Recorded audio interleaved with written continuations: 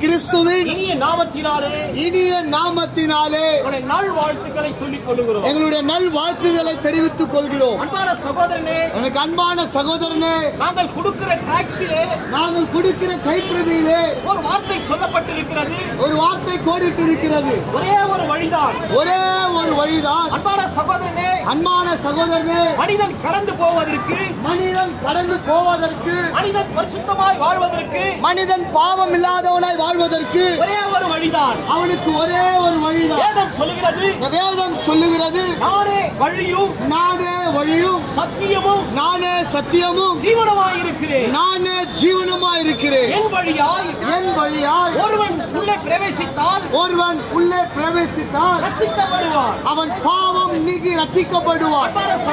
எனக்கு அன்பான சகோதரனே, அந்த வழியார் அவர்தான் ஆண்டவராக இயேசு கிறிஸ்து. அவர்தான் நாங்கள் அறிவிக்கிற ஆண்டவராக இயேசு கிறிஸ்து. அந்த வழியாய் நீ வருவாயானால், அந்த இயேசுவின் வழியாய் வருவாயானால் உண்மையாகவே காப்பாற்றப்படுவாய். பாவத்திலிருந்து நீ காப்பாற்றப்படுவாய்.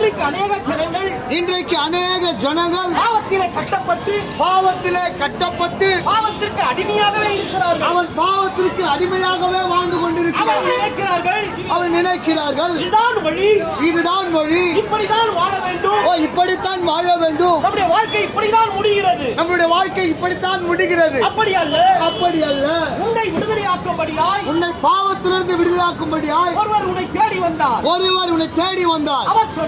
அவர் சொன்னார், மகனே, என் மகனே, உன்னை ஒரு விடுதலையாக்க, உன்னை பாவத்திலிருந்து விடுதலையாக்க நான் இருக்கிறேன். நானே வழியும் சத்தியமும் ஜீவனமாய் இருக்கிறேன்.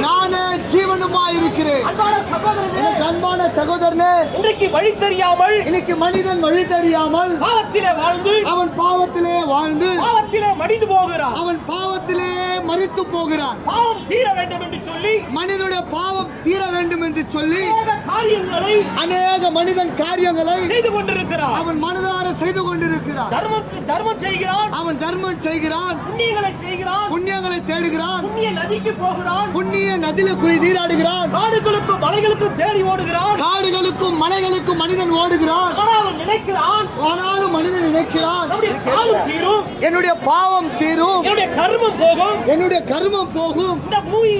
இந்த பூமியிலே நான் பாவத்தோடு வாழாதபடி நான் இருப்பேன் என்று அநேக காரியங்களை செய்து கொண்டிருக்கிறார். மனிதன் செய்து கொண்டிருக்கிறார். வேதம் சொல்லுகிறது, மனிதர்கள் அநேக உபாய தந்திரங்களை தேடுகிறார்கள். மனிதன் தேடுகிறான். அன்பான சகோதரனே, வேதம் சொல்லுகிறது, பாவம் செய்கிற ஆத்துமா, பாவம் செய்கிற மனிதன் நிச்சயமாய் சாகவே சாவான். நாங்கள் சொல்லவில்லை, இந்த பரிசுத்த வேதாகமம் சொல்லுகிறது. பாவத்திலே வாழ்கிற மனிதன் ஒரு நாளிலே அவனுடைய மரணம், அவனுடைய முடிவு பரிதாபமாயிருக்கும். அதற்கு என்ன வழி? அதற்காகவே இயேசு கிறிஸ்து இந்த உலகத்தை படைத்த தெய்வம், அந்த சராசரங்களை படைத்த தெய்வம் நம்மை தேடி, பாவம் செய்கிற மனிதர்களை நம்மை தேடி இந்த பூமியிலே மனிதனாகவே வந்தார்.